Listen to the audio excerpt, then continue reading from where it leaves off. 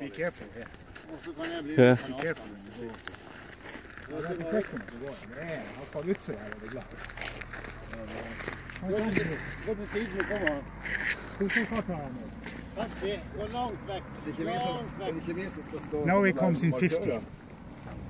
50 kilometers. It's engine that's now nice working.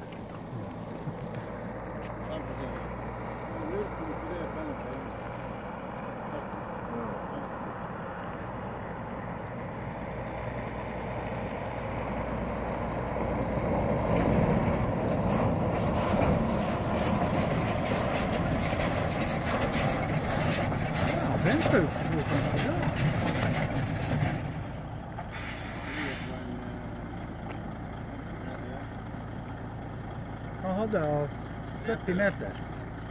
68 meter. 68. Det er greit. Ta en 68 meters in 50.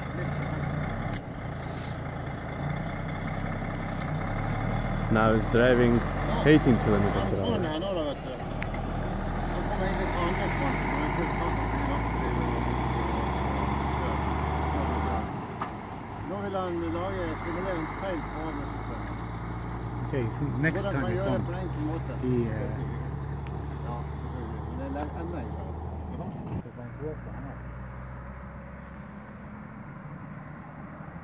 Det er helt korrekt.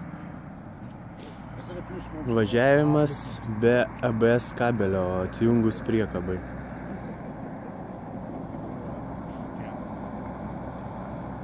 Pirmas sustojimas buvo 65 metrai. Dabar antras sustojimas, kas atsitinka be ABS.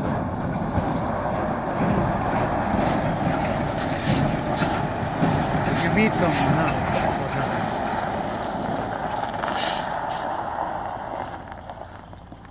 you see, when he had ABS okay on the trailer, he stopped at 68 meters. 68, ja.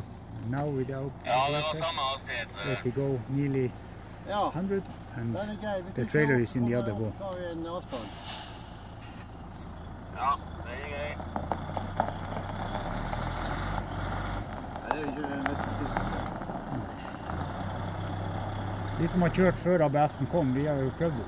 Ja, men greien er at det der er litt sånn psykologisk faktor igjen, for at hva gjør du? Du slipper opp. Så hanker du inn igjen, og så går du på igjen, og så slipper du opp litt, og så holder du på å jobbe. Hva skjer med bremsen eller stoppelengden?